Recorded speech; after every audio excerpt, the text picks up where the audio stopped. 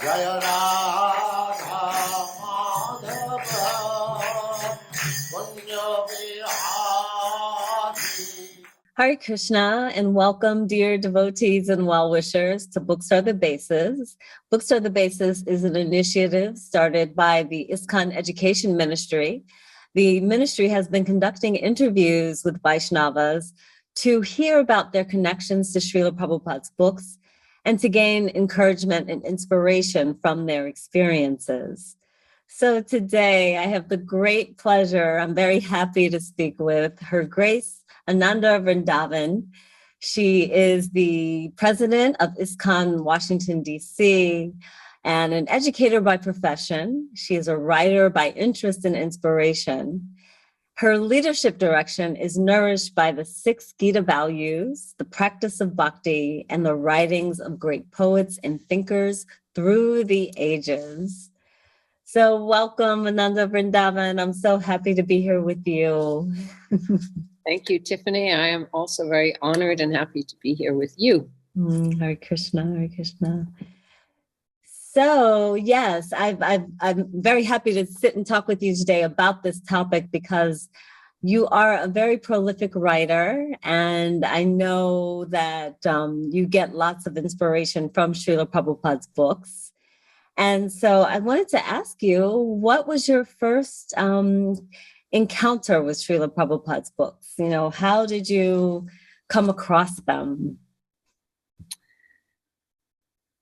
Thank you. Thank you for a good opening question. So my first encounter with Prabhupada's books was receiving the book called Planting the Seed, which was a small paperback at that time, part of the larger Lilamrita biography of Srila Prabhupada.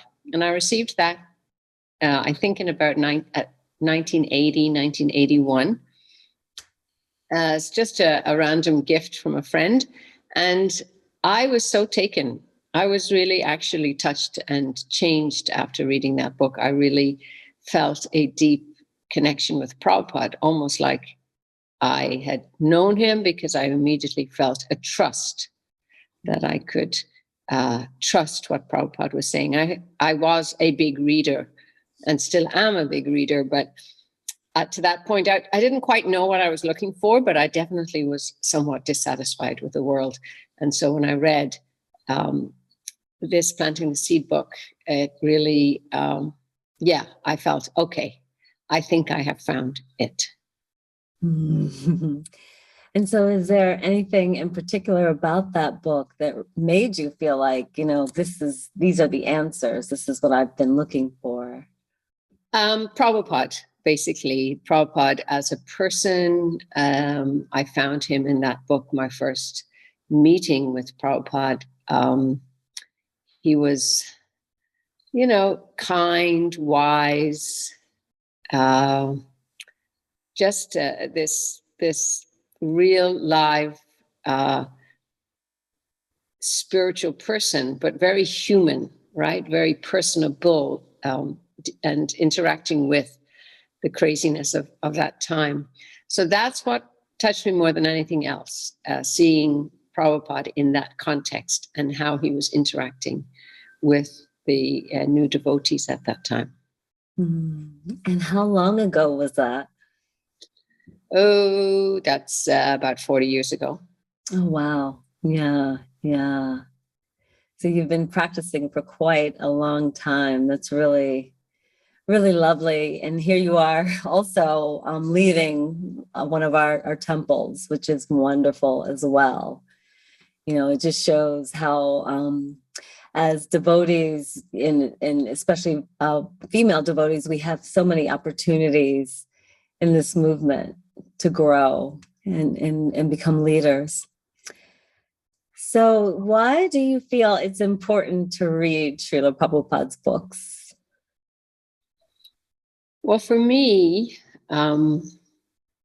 it's important because they anchor me in the practice of Krishna Bhakti. And so if I have made a choice to take up this spiritual practice and grow and transform and change as a person and become better and ultimately know myself as a in the reality of a spiritual person, then Prabhupada's books are kind of the beginning, middle, and end. And so if I don't read them, or if we don't read them, I believe we'll forget the actual importance and urgency of really becoming conscious of Krishna and therefore conscious of everything in our lives.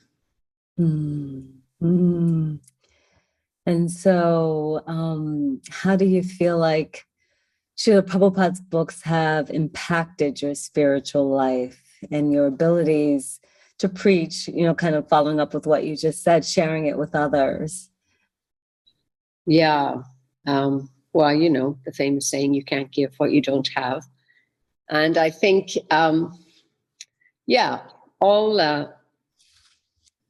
all teaching starts with your own learning, right? And I remember one time Prabhupada saying he was very, very happy that so many of his disciples were distributing so many of his books, but he did ask them, are you actually reading them? Because if you're just selling them or distributing them without reading them, that's not going to last. So I need to be an active devotee in order to encourage or inspire others to take up this practice or to continue on the practice. And so therefore, reading's just essential on every level, for my own personal benefit, from what I can share with others, for being informed about not just Krishna and not just the great teachers in our line, but being informed about the outcomes of the practice itself. So, yeah, like any course of studies, you want to be successful in it. There's always lots of books, not only to get you started, but to continue on the path. So, if I don't read, I don't have much to give to others. Yeah. Thank you for sharing that. Yeah, that's something that I have found also that, I've actually realized the importance of reading Srila Prabhupada's books for that very reason. That was one of the things that really, I was taking what I was getting. I was taking what I could for my own benefit, for my own life. But then as I started to share with others, it made me read even deeper so that I made sure that I fully understood, so that I could share with others. So, right. If we don't read, we dry up, really, I think. Or we just, reading's like fresh air, this beautiful energy that comes into our life and keeps us alive. So, and when we are happy by reading, and the best way to give Krishna consciousness is yourself to have it, even if you don't, I don't know, some famous preacher in the world said, or was said about some famous preacher, oh, he's a great teacher and he never says anything. So the point is, if we're feeling enlivened and inspired in Krishna consciousness, even if that's the best thing we can do, even if we never talk about it, because it'll just be caught, it'll be seen, it'll be felt when we're around others. So reading is just, it has to start there. It has to start with yourself. It has to start with your interest in being with Krishna, being with the books. Yeah. Absolutely. I can relate to that as well. As what you just said about being with Krishna and being with the books, because it does help. By reading Srila Prabhupada's books, it helps me at least, and I'm sure most other devotees gain a deeper connection. Even if you don't, necessarily understand everything that you're reading, just being with them on a daily basis. And, because they are kind of this never ending well. We can read the same verse over and over and over again. And each time we read it, it tells us something different or speaks to us in a different way. Yeah. Yeah. I think you refer to that later on as, the kind of sense of living books, or how is Prabhupada alive in the books, or how do the books become alive to us? And that's one of the ways, is that you read it and you go, wow. And even though you've read it so many times, it still hits home. Yeah. Srila Prabhupada living in his books, that statement that he lives forever in his books. Do you have any realizations of that particular statement for yourself? No, in the sense of, I don't know whether I would call it a realization, but yes, certainly. When I read Prabhupada's books or read about Prabhupada, you naturally I feel closer to the person. I feel like I know them. I feel like Prabhupada speaking to me sometimes when we read something and we really know, oh, I needed to read that today, So it's kind of like Prabhupada said on so many occasions when he was here, but he was leaving one temple and going to another, that, I'm here with you, just we're connected. And so I think the books become a medium by which we can connect with Prabhupada in a very personal way, because he wrote them. He's the author. So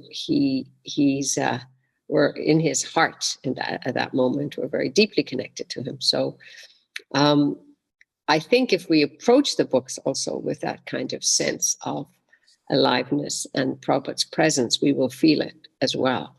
So it's there, but it's also more there when we become aware of it. Yeah. Also, you kind of get an idea of Srila Prabhupada's mood and his kind of what he wanted for this movement, not just, these are scriptural statements and this is Shastra, but also from his purports, the kind of teacher and preacher that he was. And I was wondering if you had any personal experiences with that. I do agree, and it is one of the most important reasons why Prabhupada's books need to be front and center, because we can very easily forget his mood and his mission, which is stated over and over again in the books, and which is really, Krishna and the power of Krishna Bhakti and the power of the simplicity of that in its essence. And I think sometimes as our movement grows and, we become more of an organization, we may forget the energy and the life that was in the original kind of development of the movement. And when that happens, we might make Krishna consciousness more complex. It might become more institutionalized, as they like to say. So you need institutions, you need organization. I'm not saying you don't need that. Just running a small temple, just to get Krishna his lunch on time, you need organization. But that needs to be balanced out with not losing the heart of the matter. And I think Prabhupada's mood and mission were really one of kindness and compassion and care, and that invitation that everybody can have a direct relationship with Krishna, and to, step on into that and not become overly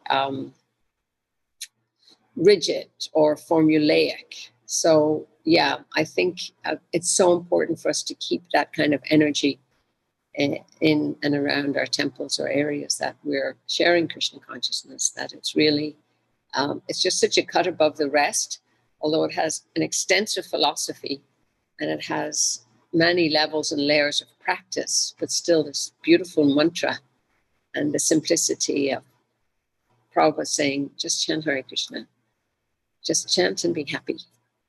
come on, people, just do it, right?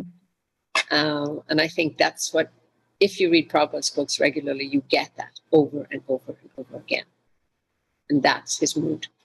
Yeah. I really appreciate that as someone who has come to Krishna consciousness later in life. And for me, it has been very helpful to feel Srila Prabhupada's moods and to get the mood from his books rather than, just, hearing from classes who, we have such wonderful preachers in our movement, such wonderful teachers in our movements.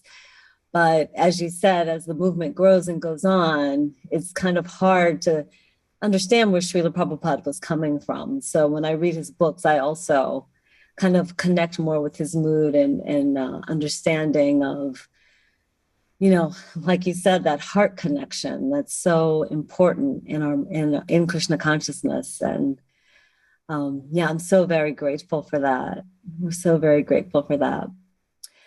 So we're often advised in ISKCON to read so that we could see the world through scripture, so that we can connect with Shastra Chakshru. And I was wondering if you could give an example from your own life of what that might look like. Yeah.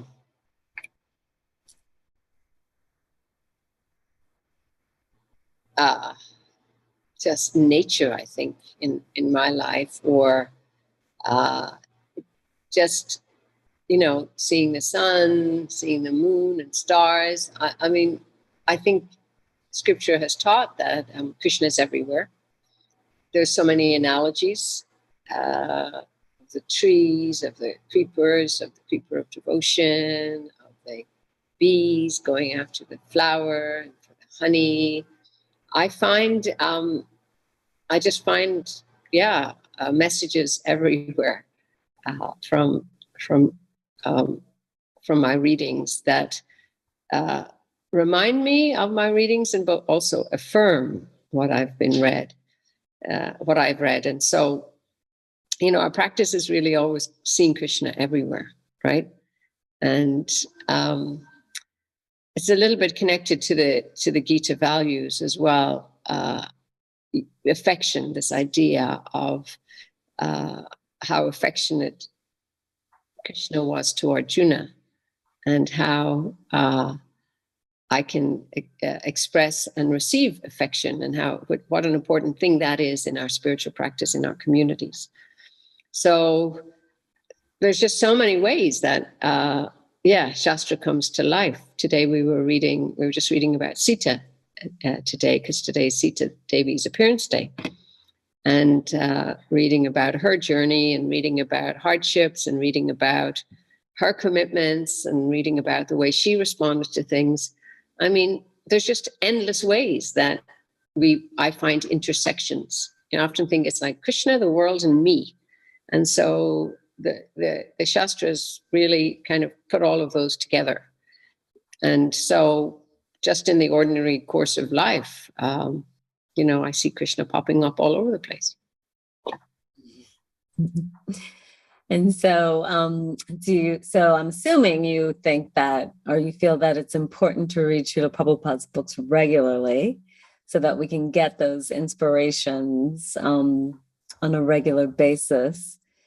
And I was wondering what your own kind of reading schedule looks like. How do you, with everything that you're doing as president of a temple, and, I know you have a family as well, and you have so much going on. How do you have a reading schedule? Do you have a set schedule, or do you just pick up something when you have time? How does that work for you? It's seasonal. So currently, we have a program at the temple that we're actually reading the Bhagavatam systematically, a group of us every day. So we read for about 45 minutes. And that's been very nice, reading aloud together, taking turns. And we found that is very helpful. I found it very helpful for me. First of all, it's kind of like a buddy system. So you end up reading And second of all, when we're reading in the company of others, somehow or other, it just becomes, the books become light and more alive. So I think I also like to get up early in the morning and read at that time. So those are my two main times, reading in the early morning and then reading with a group of other devotees in the later morning.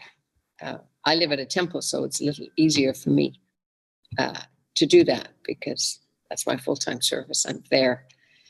I find if I'm not locked into some of those that if I put a timer on for 15 minutes or 30 minutes, that helps me pick up a book if I'm feeling like I should be actively doing something else.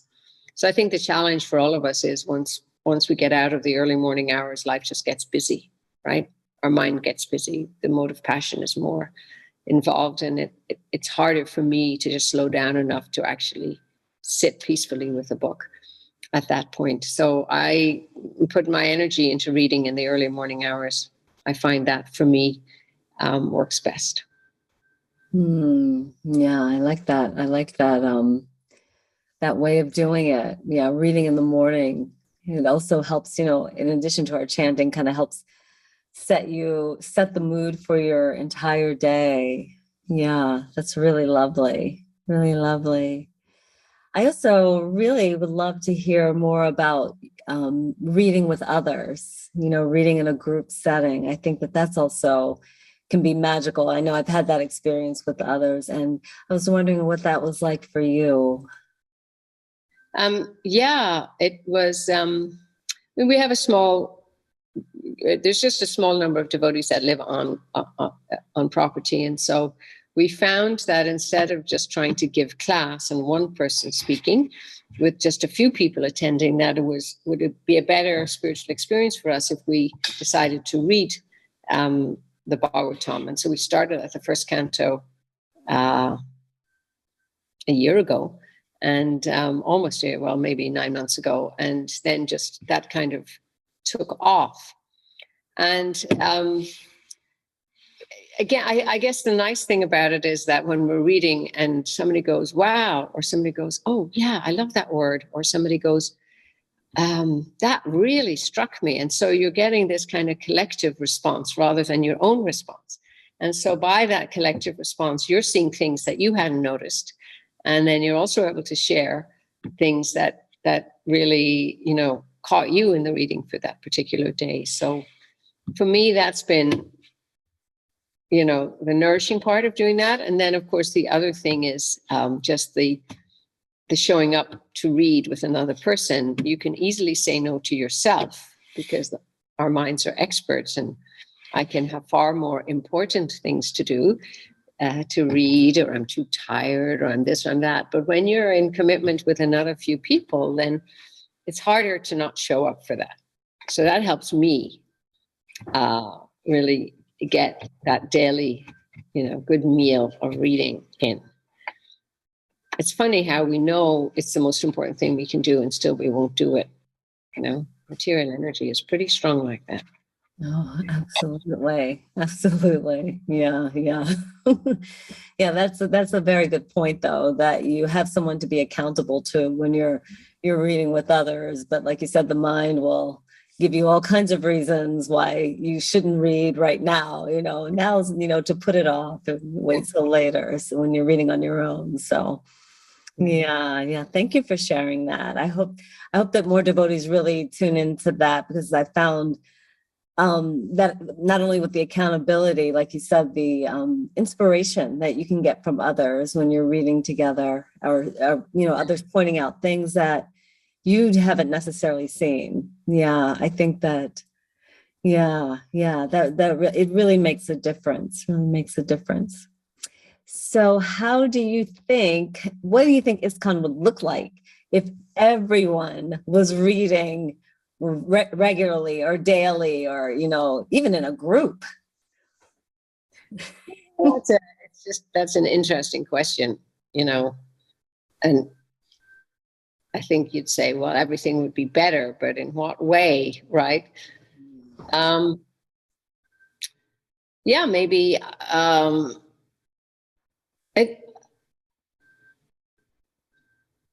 We'd be happier, we'd be more educated, we'd be more satisfied. We'd have deeper conversations, perhaps.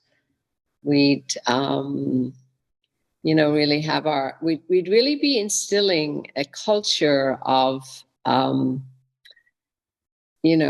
culture really meaning how we treat each other. So we'd be instilling a culture of really valuing and each other, valuing devotees, valuing devotional service. I think what reading does, and reading Prabhupada's books do, is remind us of how fortunate we are, and remind us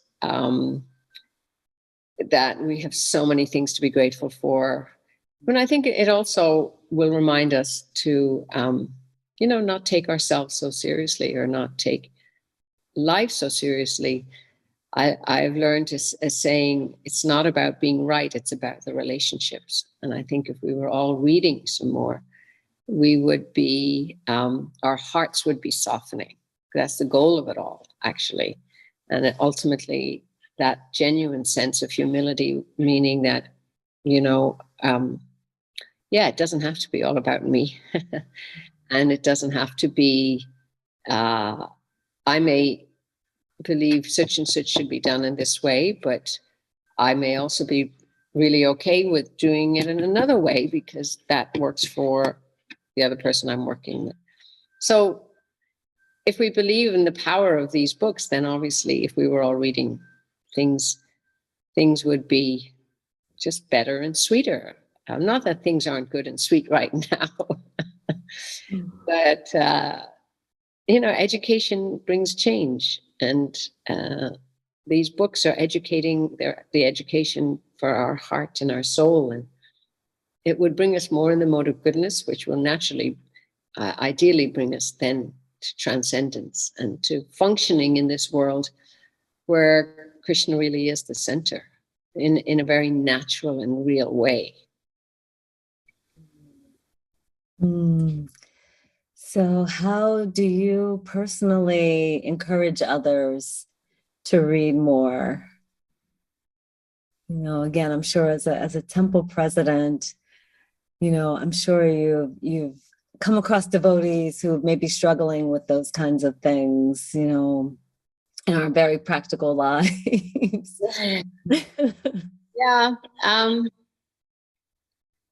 I don't think I have a specific way of encouraging them. I do always tell people, take advantage of your phone timer, and, make appointments, or make a date with reading your book, or block off time, like a meeting. We have a meeting, put it in as a meeting to read your books. I encourage people to have a book in their car, have a book in their office, have a book in their bag, have a book in, any place they are, so that they can pick it up and then, make a commitment, even a verse a day, or put the timer on for 10 minutes. You'd be surprised how much you can read in all of that. So if people have a desire and they ask me about it, I would encourage them to start small and then build up gradually, and just encourage them that reading every day really can change things. And yeah. Yeah, that's wonderful. Yeah, I like the idea also of, again, and you mentioned it before, but maybe putting on a timer, making time for it, setting it on a regular schedule. For someone like me, that's often beneficial. Yeah, to have things scheduled. Yeah, our lives are busy, and it's easy to be exhausted at the end of the day. So it's nice to just say, well, I'm going to schedule in a little time with the books. And the other thing is, and somebody was asking me this the other day, they were saying, they weren't understanding everything. And there's also a nice notion that you really just want to not necessarily understand everything, but just but stand under. In other words, just soak yourself, or be in the proximity, or know that these books have the power to purify you and to help your consciousness develop. And even if it's a struggle, and even if it's difficult, how many things we have to struggle and do because they're difficult. So apply that same kind of logic to reading. So even if it's a struggle or difficult, stay with it. Just stay close, and eventually things will become clear. I think the other thing it's encouraging for me, and I encourage people to read where they're attracted to read, whether it's the Gita, the Bhagavatam, or Krishna book, or Chaitanya Charitamrita, or sometimes at a particular time you might have a calling and be drawn to a certain book. So go where you're drawn to, right?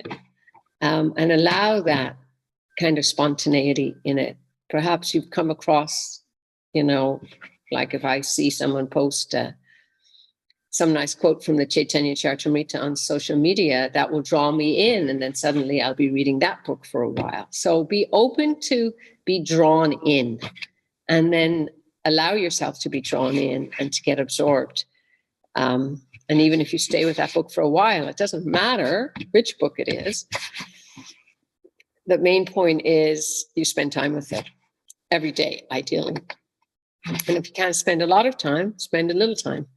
And gradually, your familiarity with the books, the effect that they have on you, you'll feel it. But the first step is up to us. We have to want it. Yeah, I like that. Just staying in proximity with the books. Yeah. Because, and again, as you said, even if you're not understanding, it's just being exposed to them regularly, it touches you in some way, it really does. I really love what you said about how, it is about connecting through the heart. And so when we read it, it's feeding the heart. It's feeding, it's feeding our hearts. Krishna's within our hearts. It's kind of awakening that in our hearts to connect with Krishna. I really, really love the way that you said that. Yeah.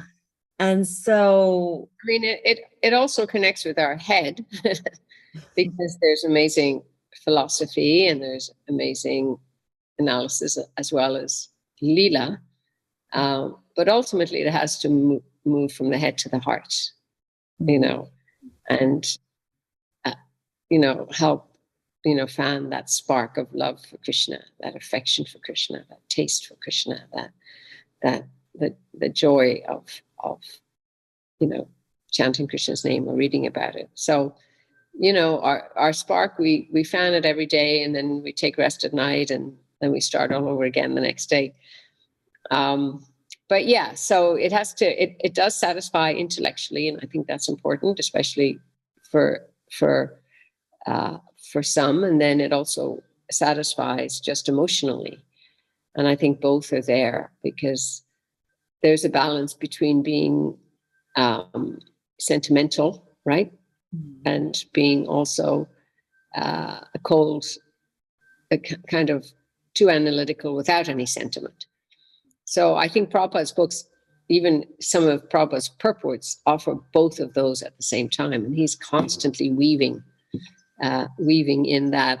There's a lovely a couplet called Ottam Protam, and it's described that Lord Vishnu is Ottam Protam. Ottam Protam is the warp and the weft of a cloth that's been woven, right? And the whole universe is Ottam Protam.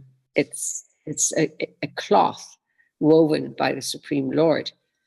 So in the same way, this warp and weft is that sweet cloth of bhakti is woven both by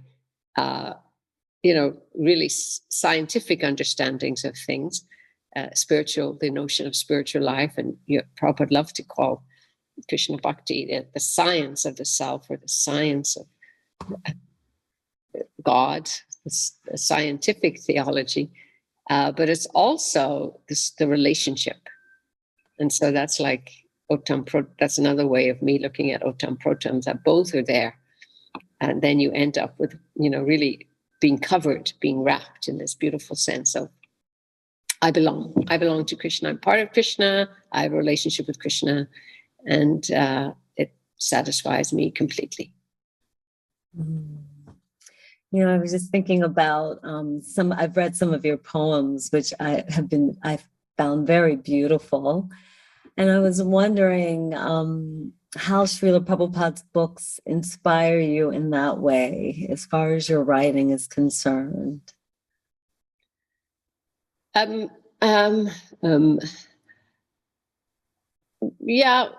the whole practice basically inspires it, the chanting and Prabhupada's books, and then the association of devotees. Currently I'm working, sometimes I will take directly from Prabhupada's books. Like currently I'm doing this 100-day project with the Gita verses. And so writing a short reflection every day on a Gita verse. This time I'm doing them systematically. So starting from the first verse and going through. So that's an inspiration that then inspires me. In one sense, it's a way of digesting the reading, because I think if we just read for reading's sake without trying to see, well, what is it saying to me, or how is it speaking to me, or what does this mean to me?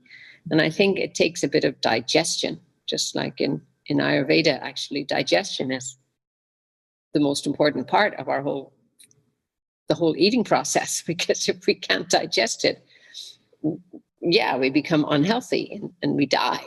And so reading is the first part, but then the actual digestion. And for me, my digestion comes through reflection or writing on it, especially writing poems on the teachings or on specific verses. So that's a direct way that I'm able to somehow or other put some words together, and they sit on the page by Krishna's mercy. Yeah. So I just lost my train of thought, but I'm sorry, I was kind of mulling around in my head about you writing poems and reading the text, and how you were saying the whole practice just inspires that within you. I know what I was wondering. Where are you posting those 100-day reflections? Are they posted on social media? Instagram. Yeah, Instagram. On Instagram. Okay. All right. And okay, so I'll look for those. Ananda Vrindavaneswari. So, yeah. Okay. All right. And how long have you been doing that? You said it's 100-day, but when did it start? Well, I'm on day 80. So. Oh, okay. Okay. Started in February, I think. Yeah. Yeah. That's a wonderful thing to do, because again, like you said, you're really digesting especially if you're doing it systematically, verse by verse, you're kind of really kind of mulling around what you're reading. Yeah. And then. That's the one good thing about it, because I think we have to mull around it. And I think that's how it moves from knowledge to actually, jnana to vijnana, knowledge to actually applied knowledge or lived knowledge, or, welcome into my life and stay there kind of knowledge. So that's one really good thing about the practice of writing for me. Other people digest in different ways. And then the other, of course, making a commitment to a 100-day project means you're making a commitment to do it every day. And so again, you get the effect of doing something every day that has a very positive, and you see results when you do something every day. Yeah, that's wonderful. And again, it's we're using it's another way of using what we're learning in Shastra and using it in our daily lives. Yeah, that's really wonderful. Yeah, I'm going to take encouragement from that for myself. Yeah, that's lovely. That's lovely.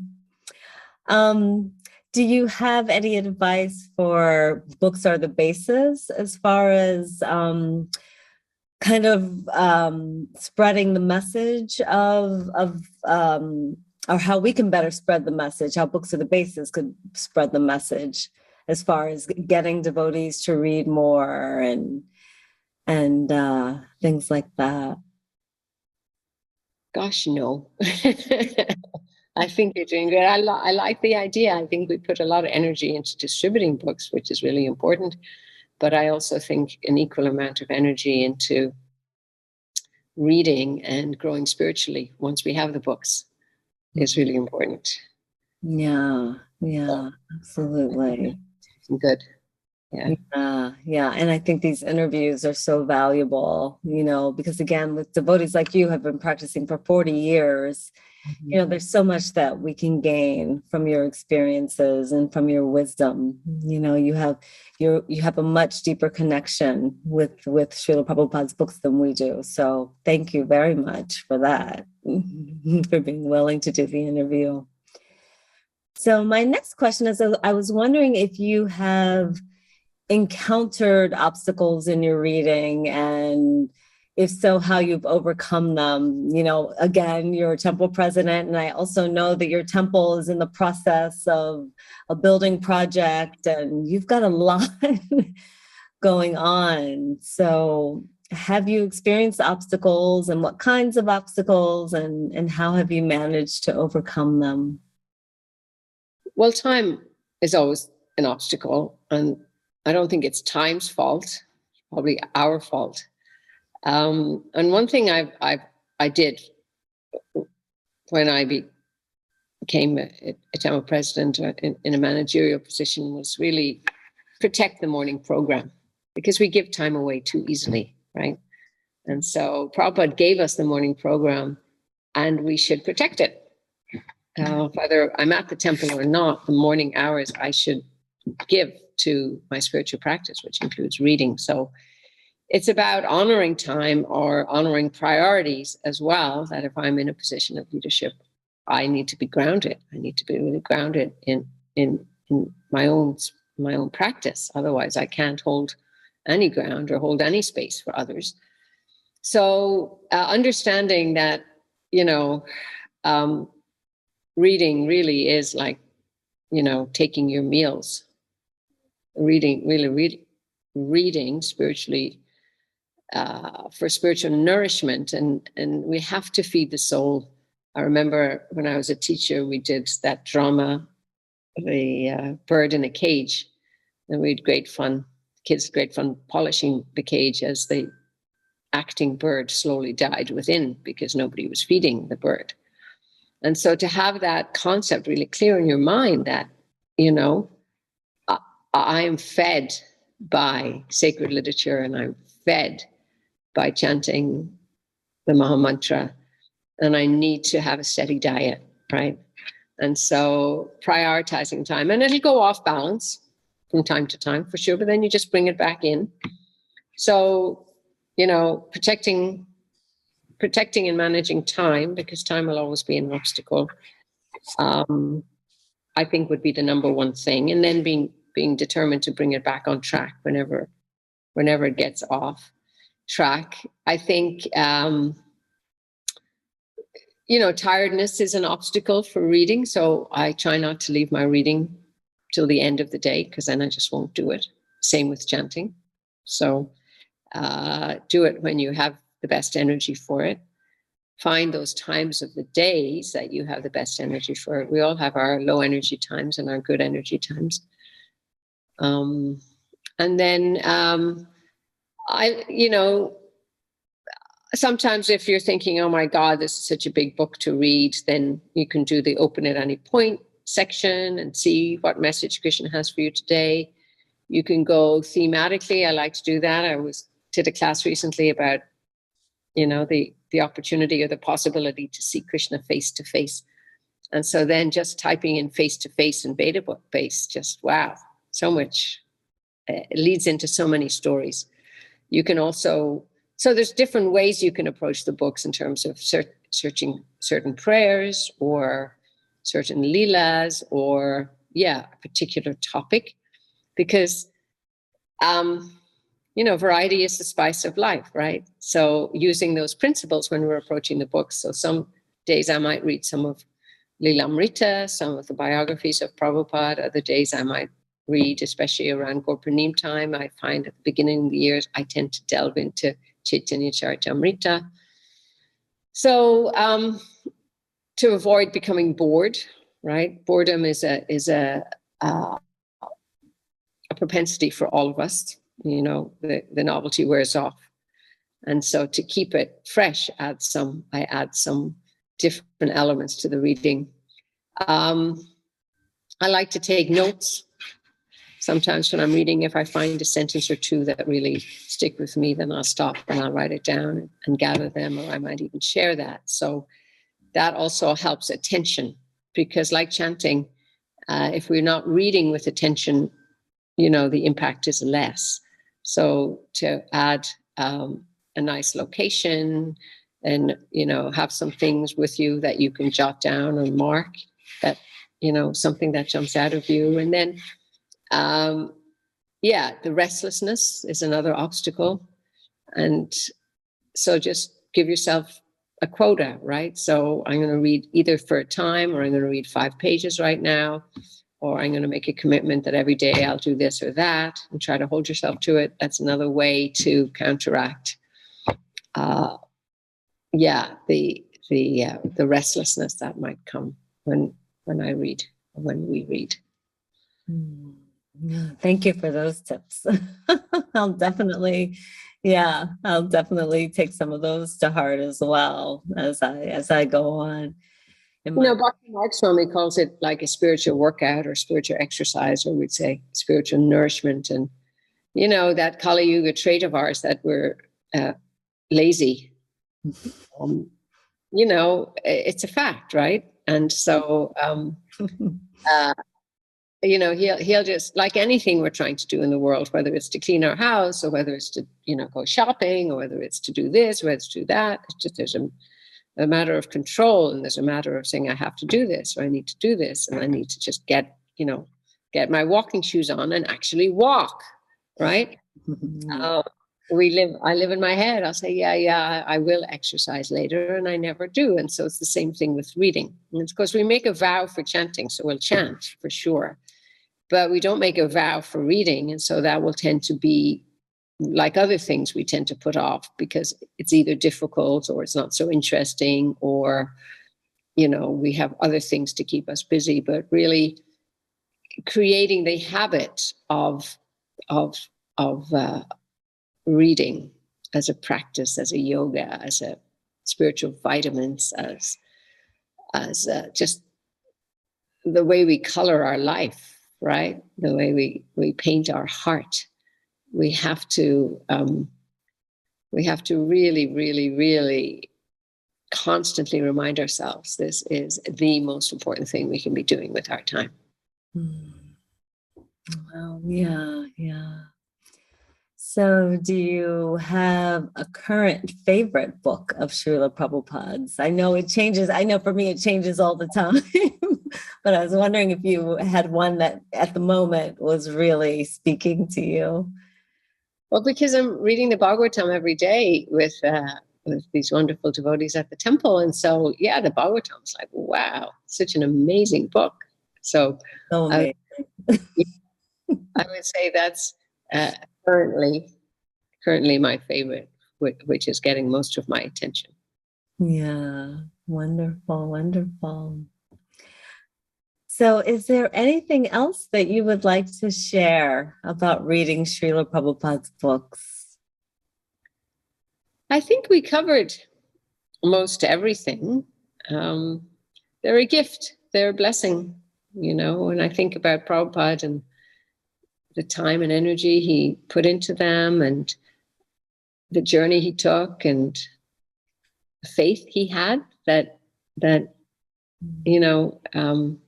this was something that could really change the world.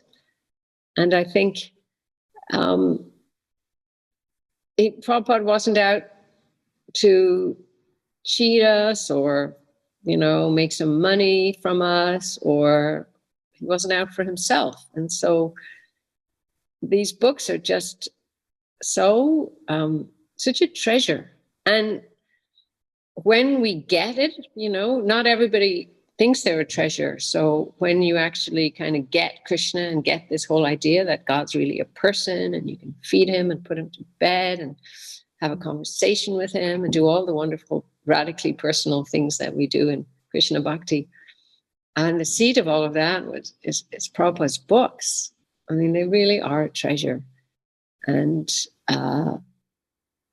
when we've been given access to that treasure, when we actually value that, even a tiny, tiny bit, and even if we're not able to read them, that we lament that we're not reading them, in that way we also value them, then I think, we have to protect that treasure, and we have to express our gratitude to Prabhupada by actually reading them, because he wrote them not just for everybody else, but he wrote them for me, for us, and I need to really accept him as that teacher who can guide me through his books and introduce me to Krishna and teach me how to live in such a way that I can be of service to others. So yeah, they're a gift, a totally undeserved and unearned gift.